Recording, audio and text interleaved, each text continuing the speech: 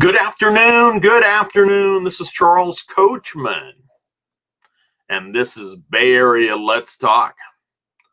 Bay Area Let's Talk. Coming here today, big day across the U.S. Not sure how you feel about it. I am very sure on how I feel about it. And one of the things that I want to say is go get them. Go get them, Mr. President. Do what you need to do to get this country off to a good start in 2021.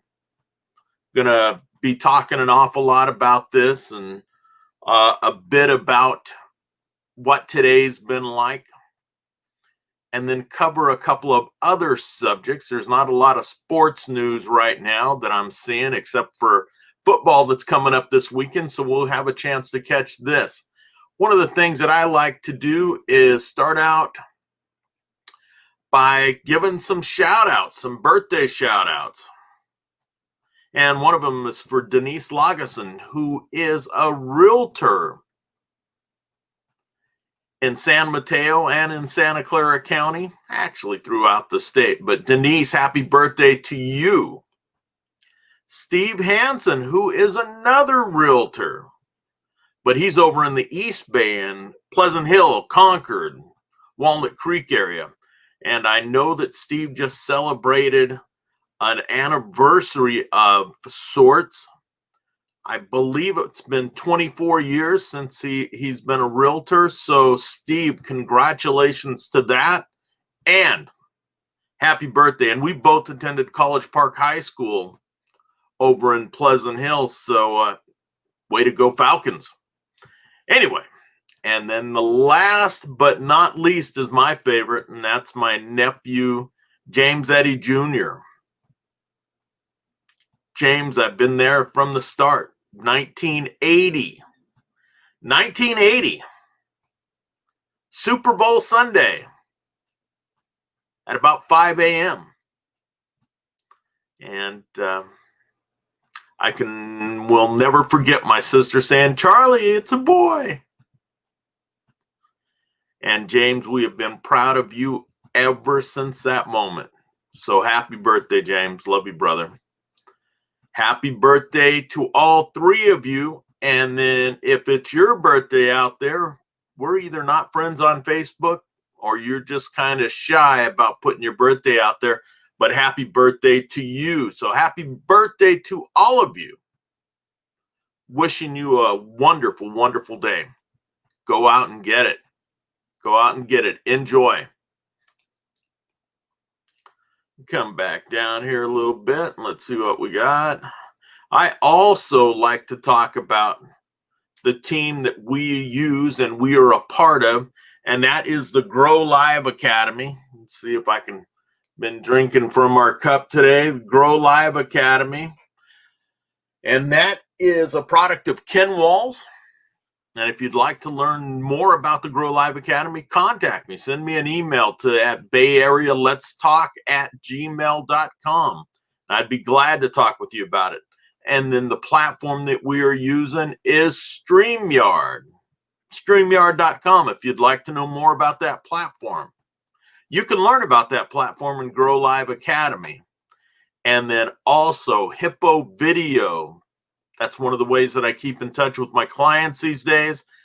And I like to use that. And you can learn about it in the Grow Live Academy. So there's a lot to learn out there. And Ken Walls would be the man to teach it. And let's see what we got. Let's go back to Bay Area. Let's talk. Let's go ahead and pull this down. So let's just check this real quick. Good afternoon, Scott. Great to see you.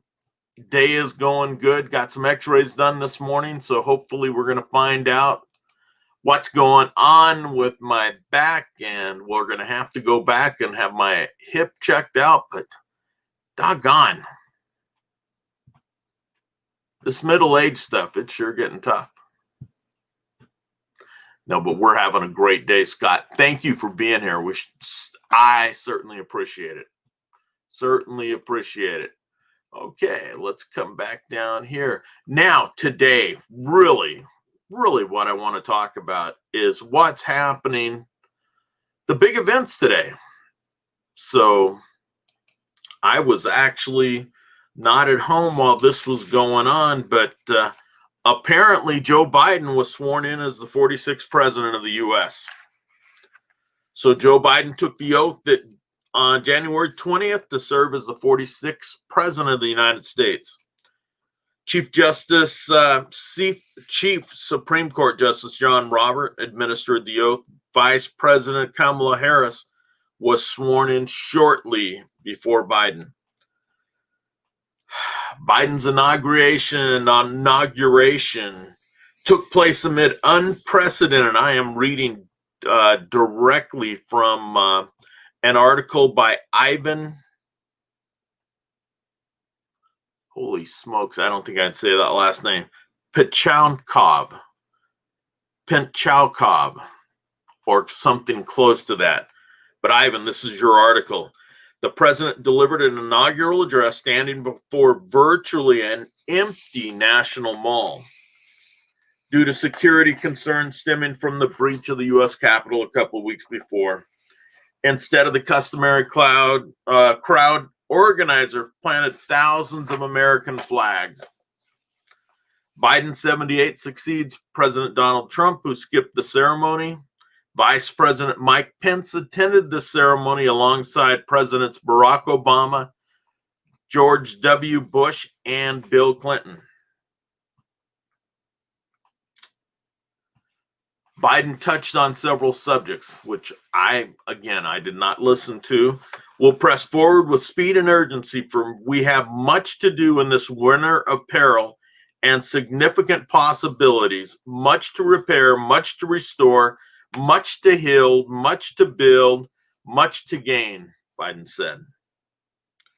After addressing the pandemic of the CCC virus, commonly known as the novel coronavirus, Biden touched on issues of racism, the climate, domestic terrorism, and white supremacy. He then called for unity. My whole soul is in bringing America together, uniting our people, uniting our nation. And I ask every American to join me in this cause. Uniting to fight the woes we face: anger, resentment, and hatred, extremism, lawlessness, violence, disease, joblessness, and hopelessness. With unity, we can do great things.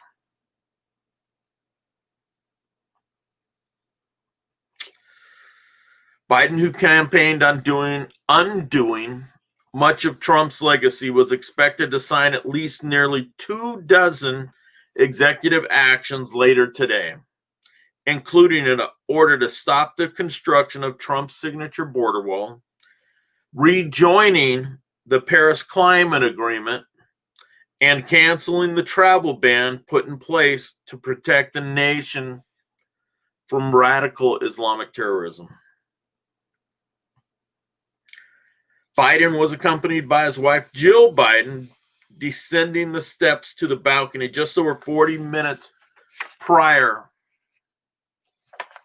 to the ceremony.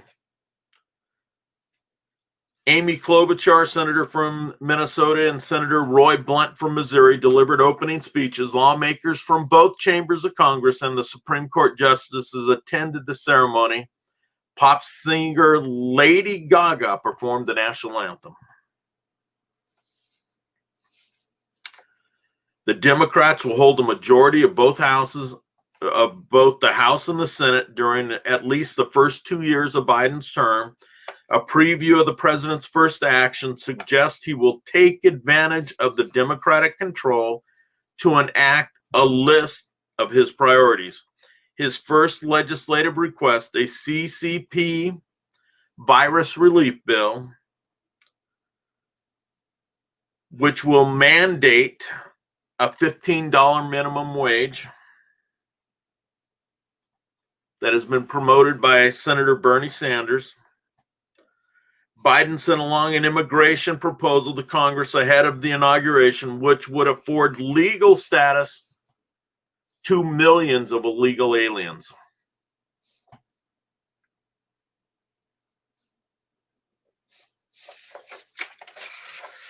Executive actions, and this is really, I think, the important thing to talk about, is the executive actions that he is going to take. And it's expected to happen within his first 10 days, if I'm not mistaken. And a bunch of them will happen today. Hey, Tim Lord, how you doing? I'm doing well.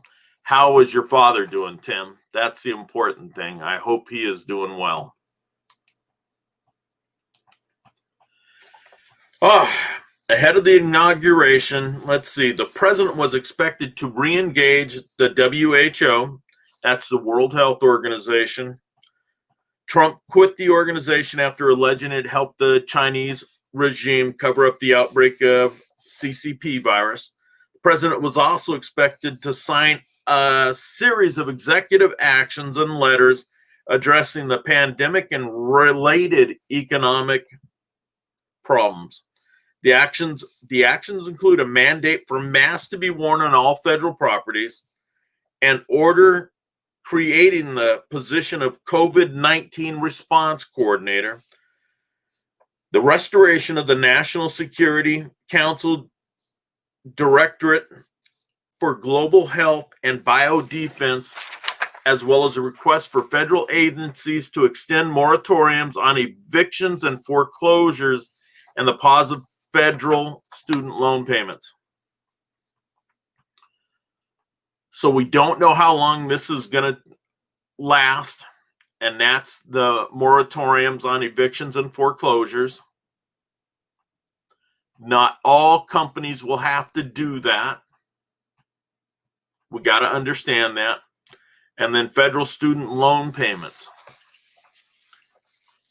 The president's first day executive actions also include a presidential memorandum canceling his predecessor's deregulation mechanisms, including a requirement that 2 existing federal regulations are to be slashed for each new regulation. Trump has often lauded the deregulation framework he put in place as the single biggest reason for the resurgent economy. Biden's White House Chief of Staff, Ron Klain, will also issue a memo freezing all new Trump administration's regulations so they can be reviewed. Here's a big one. The president was expected to sign a separate executive order focusing on the environment, which features the cancellation of the presidential permit for the Keystone XL pipeline, among other actions. That will eliminate thousands of jobs. But we're not worried about that.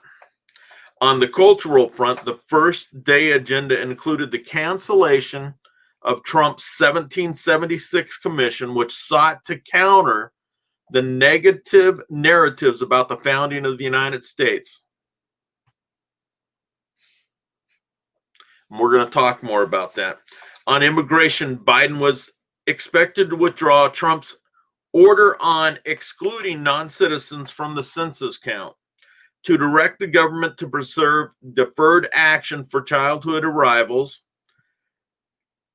which granted temporary immigration status to children brought to the U.S. illegally, and to rescind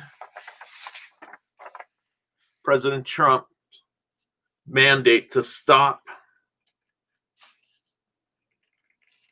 allowing people to join in DACA. So we're going to see what's going to happen with that. You know, there are credible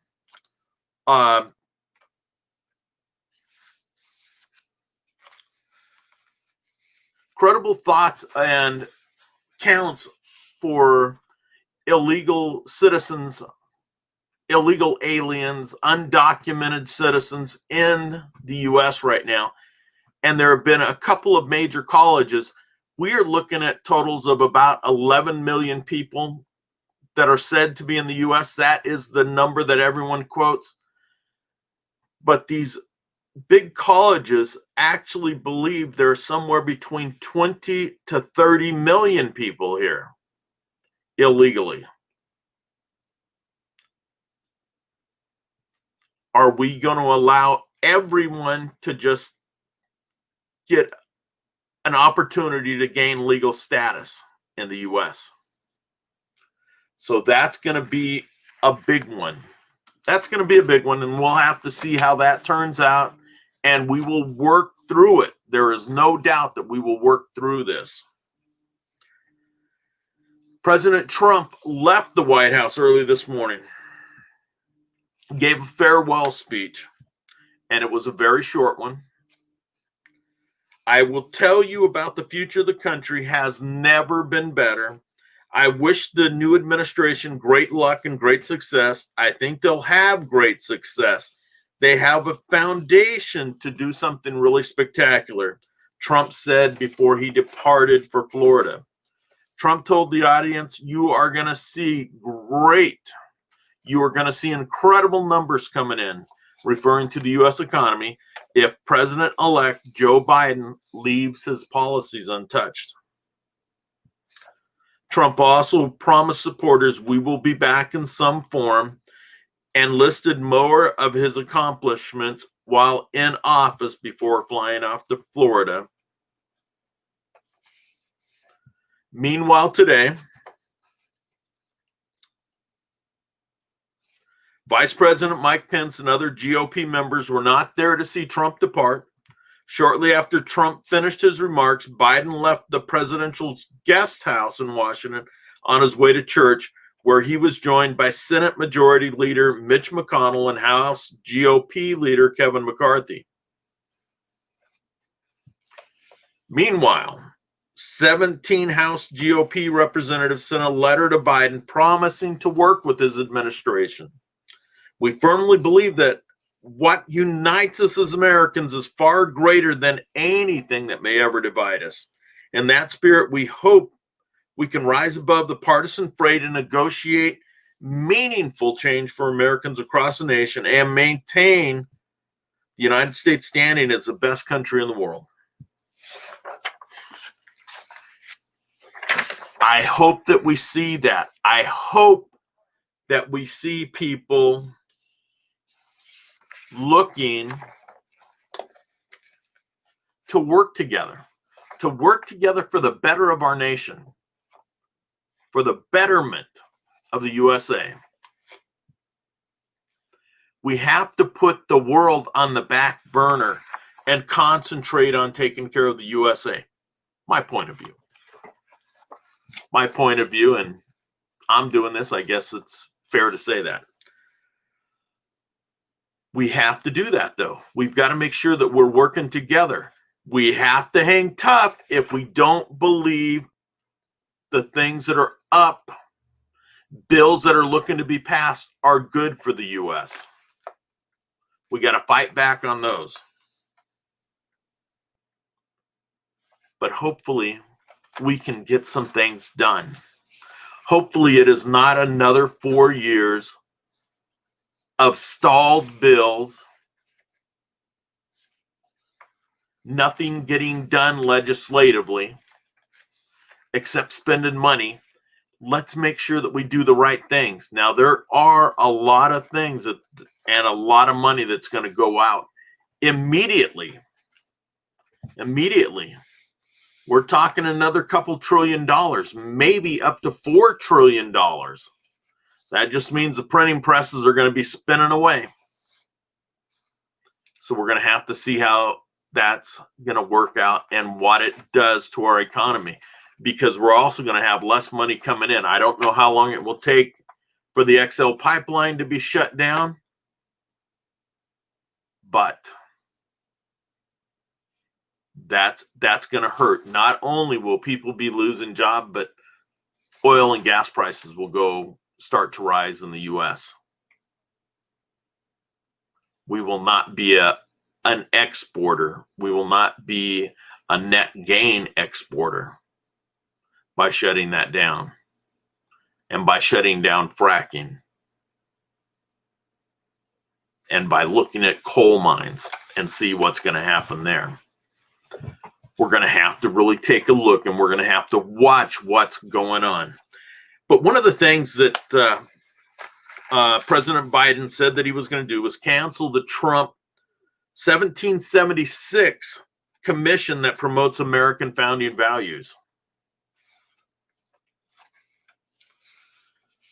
The 1776 commission was put together to argue the other side of the 1619 project. And I would think that most of us are familiar with that, but we'll cover that for just a moment. So this commission was led by some pretty good, honest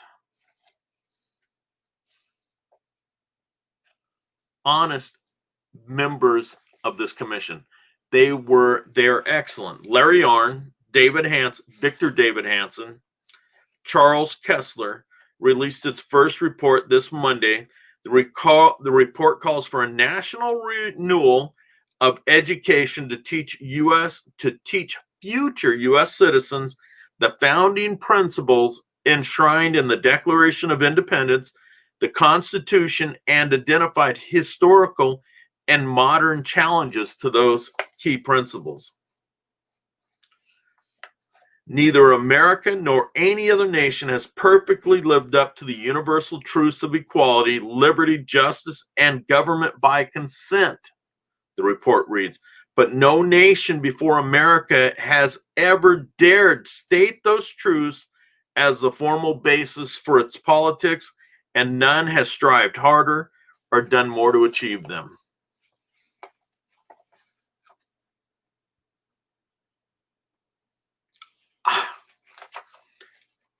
I believe that. I believe that what these guys were doing, they had the right idea. Let's talk about this real quick. The 1776 report specifically calls out historian Howard Zinn and the 1619 Project for preventing students from seeing the humanity, goodness, and benevolence in America's historical figures. Young readers are instead being presented with a distorted version of the U.S. history, according to the 1776 report. Historical revisionism that tramples on scholarship and historical truth shames America by highlighting only the sins of their ancestors and teaches claims of systemic racism that can only be eliminated by more discrimination, is an ideology intended to manipulate opinions more than educate minds. The 1776 report was removed from the White House website following the presidential transition. It can still be found on the archived Trump White House website. So, taking a look from the other side, the 1619 Project and the fight for the minds and hearts of American children. Nicole Hannah Jones recently changed her Twitter background to a picture of the date July 4th, 1776, crossed out and replaced it with August 20th, 1619. She would like your kids to do the same. Hannah Jones wrote the flagship essay for the 1619 Project was a deliberate effort by the New York Times to displace moral authority of the signing of the Declaration of Independence as the heart of America's founding.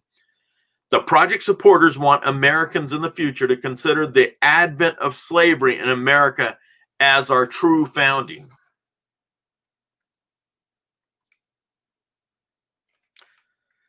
The 1619 Project has its own essay series, website, podcast, theatrical expose, and now thanks to Pulitzer Center on Crisis Reporting, the 1619 has its own curriculum and lesson plans prepackaged for teachers to take into their classrooms to give your children. We should see the 1619 19 Project for what it is, part of a comprehensive attempt at political revolution. It seeks to transform American Republican regime, which is based on equal rights for individuals, into one defined by identity politics and the unequal treatment of identity groups.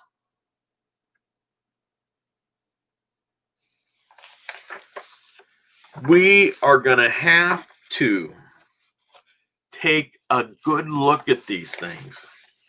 Really take a good look. Today's inauguration is a huge event. It is the biggest event that we have in America every 4 years, along with the election.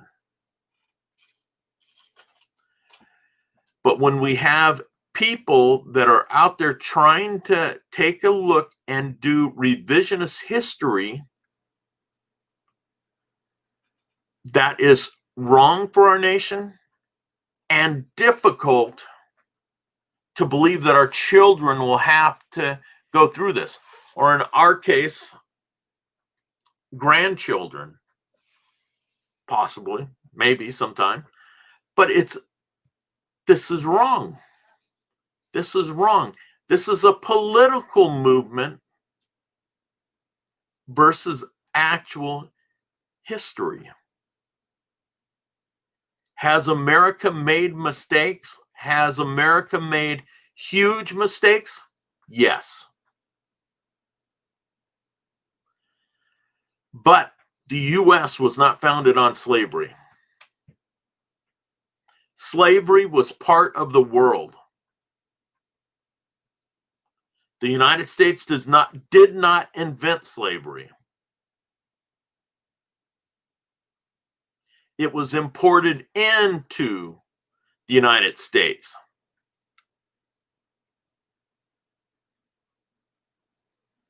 And within 100 years of our founding, it was gone. We still had problems to work through, and we still do today, but slavery is 100% gone. And we can't let revisionist history shape our children's mind, because our world will never be the same. Our country will never be the same. We cannot. Enough of the shaming of white people who have had nothing to do with slavery. Nothing. Absolutely nothing. There is not one person born here that's got a slave. If they do, it's illegal. And it is not something that we talk about. It is not something that is relevant to today's history. We should be looking towards moving forward, not going back and changing the past. Just my thoughts.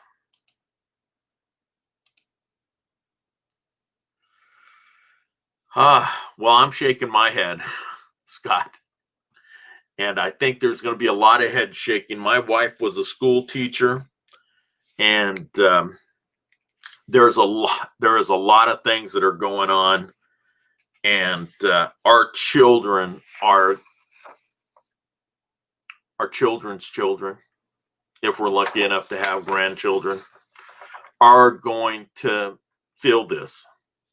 And for anyone else that listens to this, you really have to take a look at what's going on with our education.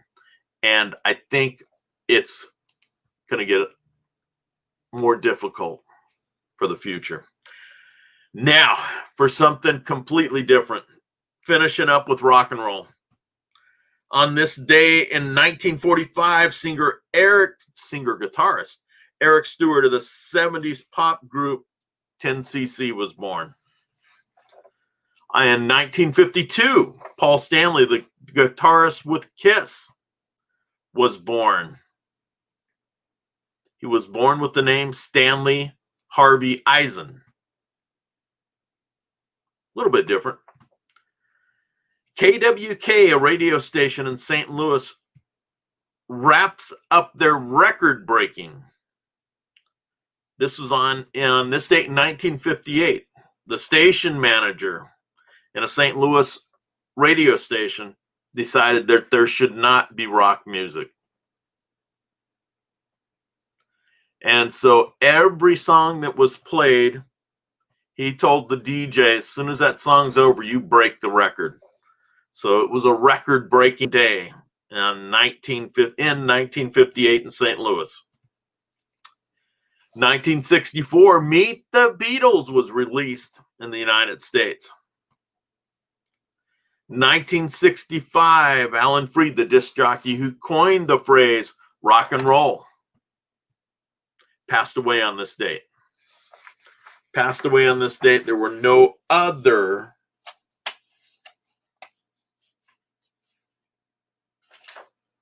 there was no mention of how he passed away. And I had a couple of his albums when I was a kid from some of the shows that they put on. So it was really good. And he was really good. 1965, the Rolling Stones appeared on the premiere of Shindig. Listen to this lineup for the premiere of Shindig. The Rolling Stones, the Kinks, the Dave Clark Five, Petula Clark, Bobby V, Bobby Sherman, girls, Bobby Sherman, and Jerry and the Pacemakers. Holy smokes, what a show. What a show. And just last week, I believe it was, Jerry Marsden passed away, the head of Jerry and the Pacemakers. This day in 1967, Paul McCartney recorded his part for A Day in the Life, one of the Beatles' biggest hits. On this day in 1968, Bob Dylan held a concert for Woody Guthrie. Bob Seger it was a tribute to Woody Guthrie. Bob Dylan had been put away or had been in shelter and hidden out of sight ever since his auto or motorcycle accident. And that was his first return to public. And his first return to the folk music crowd since he had came out and did an electrified set a few years back. Pete Seeger, Judy Collins, and Arlo Guthrie were part of this group. Rock and Roll Wildman in 1973 performed at the Grand Ole Opry. Here's one that everyone I grew up with knows. 1982, during an Ozzy Osbourne concert in Des Moines, Iowa. Member of the audience threw a bat at Ozzy Osbourne. Ozzy bit the head off. Enough said. And that story continues to grow. 1985, Foreigner had their only UK number one with I Want to Know What Love Is. 1987, the number one chart-topping pop hit At This Moment premiered on Family Ties. Billy, Vera, and the Beaters. Everybody that watched Family Ties remembers that. On this date in 1988, the Beach Boys, the Beatles, the Drifters, Bob Dylan, and the Supremes are among those inducted into the Rock and Roll Hall of Fame in 1988. 2002, another member of the Beatles. George Harrison has a posthumous UK number one single as My Sweet Lord tops the charts once again, following the death of George Harrison.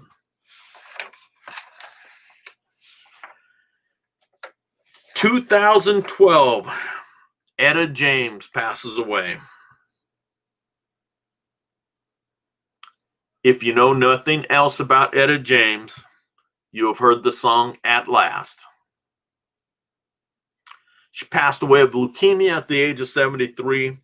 She was inducted into the Rock and Roll Hall of Fame in 1993. And we're going to finish it up with this. Another Beatle, Sir Paul McCartney, was suing Sony over the control of the Beatles' back catalog. He had lost control of the Beatles' catalog previously,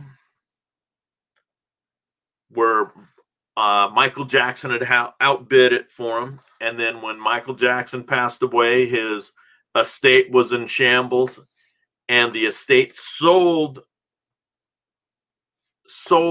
to Sony without contacting McCartney, who had been in a bitter battle with Michael Jackson.